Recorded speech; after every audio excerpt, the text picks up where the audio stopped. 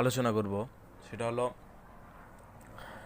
আমাকে অনেকজনেই কমেন্ট করছে যে ভাইয়া এসপিসি এমডি স্যার তো তিনি জামিনে মুক্তি পাইছে, তো সম্পূর্ণভাবে অ্যাপ কবে চালু হবে একটু বিস্তারিত থেকে একটা ভিডিও বানান। আবার অনেকেই বলতেছে যে অ্যাপ সম্পূর্ণভাবে কবে চালু হবে। তো বন্ধুরা, আমার কথাগুলো একটু মনোযোগ দিয়ে শুনবেন আমি কি বলি।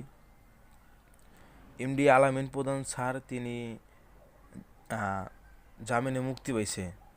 দেখেন ভাই, জামিনে মুক্তি পাওয়া একটা আলাদা বিষয়, আর এমনি জেল থেকে বের হওয়া এটা আলাদা বিষয়। ধরুন আপনি একটা কারণে আপনাকে পুলিশ অ্যারেস্ট করলো, আপনার একটা নির্ধারিত একটা সময় আপনাকে জেলে ভিতরে থাকতে হবে, ধরুন 1 মাস, কিন্তু আপনি 1 সপ্তাহ ভিতরে বের হয়ে চলে আসলেন, ওটার বলে জামিন।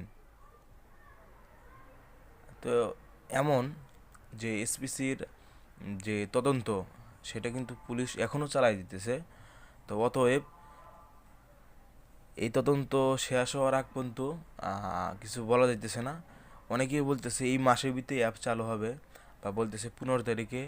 আবার আমি অনেক ভিডিও দেখছি যেখানে বলতেছে যে 20 তারিখে অ্যাপ চালু হবে। এটি টোটালি একটা ভুয়া একটা খবর। আপনাদের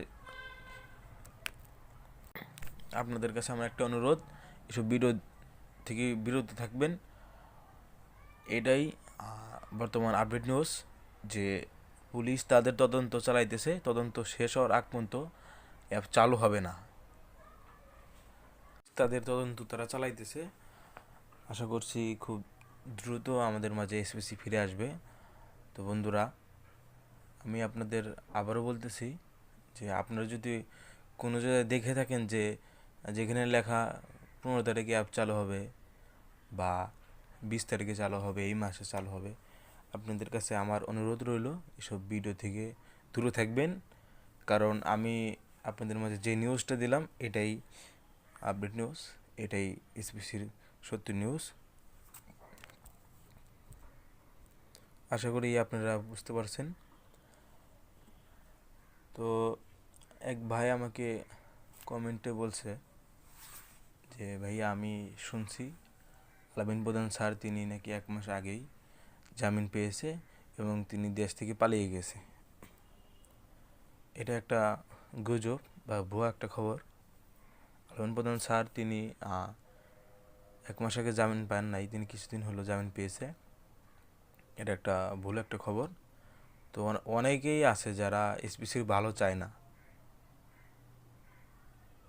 তারা এসব গুজব ছড়াচ্ছে। এসপিসি মেম্বারদের উদ্দেশ্যে একটা কথা বলতে চাই, আপনারা এসব গুজবে কান দিবেন না।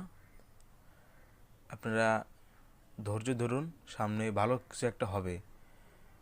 কারণ যেহেতু মামলাটা পুলিশের আওতায় পড়ে গেছে, আমাদের যে ইনভেস্টকৃত টাকা সেটা কিন্তু পুলিশ হেফাজতে আছে, আপনাদের ভয় করার কোনো কারণ নেই। এসপিসি না আসলেও আমরা একটা আন্দোলন করে আমাদের টাকাগুলো আমাদের কাছে নিয়ে আসব। তো আপনারা এসপিসি সম্বন্ধে যদি কোনো নিউজ জানতে চান আমাকে অবশ্যই